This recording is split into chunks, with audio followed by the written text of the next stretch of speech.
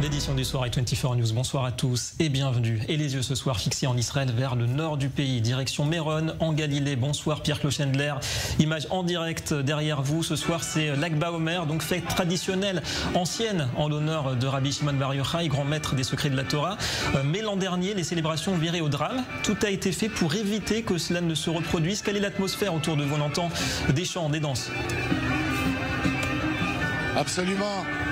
Il y a des danses, il y a des chants, mais la célébration a commencé par un deuil en fait, parce que les rabbins ont allumé des bougies en la mémoire et en l'honneur des 45 victimes qui sont mortes l'année dernière lorsqu'elles ont été écrasées dans la foule. Et cette année, évidemment, comme vous pouvez le voir, il y a beaucoup de place. Vous avez ici les femmes qui sont en train de prier. Et puis, à ma gauche, les hommes sont en train de prier.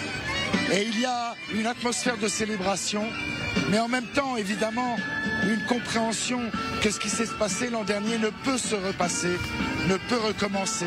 Et donc, les mesures ont été extrêmement sévères, extrêmement rigoureuses.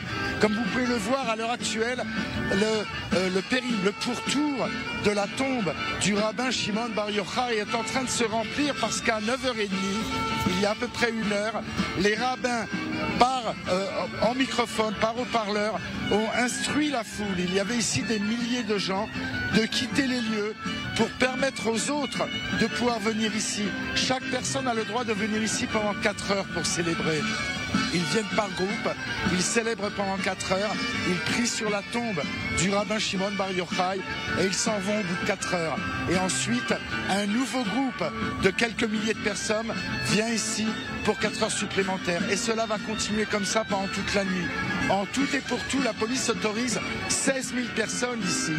16 000 fidèles, 16 000 pèlerins, alors que dans les années qui ont précédé la pandémie, il y avait ici plus de 70 000 personnes.